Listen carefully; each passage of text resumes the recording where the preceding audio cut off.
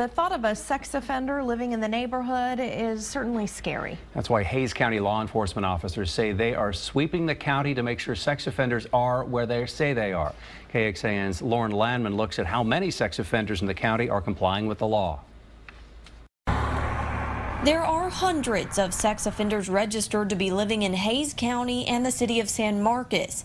In just 2 days, law enforcement officers knocked on every single door. And it doesn't get any more powerful than that when you have law enforcement officers knocking on the door of a sex offender and checking on them. Within the county, they found 3 sex offenders not following the law. This man, Lawrence Chestnut, was the first to be arrested. 2 others have arrests pending. Still, 20 more in the county are missing. A message to law enforcement that their job is far from complete. The top priority as far as the type of people we go after, the worst of the worst, and I don't think they get any worse than a sex offender. It is scary to know that there's some living on the street.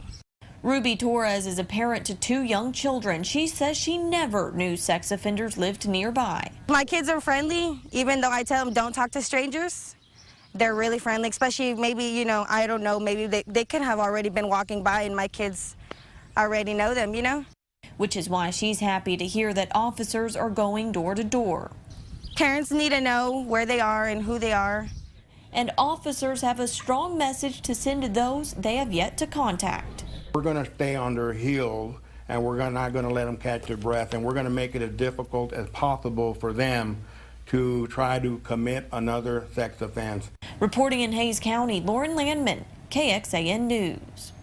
And authorities in Hays say they were able to collect DNA samples from 29 offenders. Those samples will now go into a national database.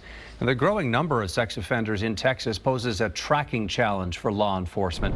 In 2006, the state had fewer than 45,000 registered sex offenders, but the numbers spiked in 2011 when a change in federal law forced states to add more offenders to the registry. So by April of this year, the Texas registry alone had more than 87,000 people, nearly double what it was 10 years ago.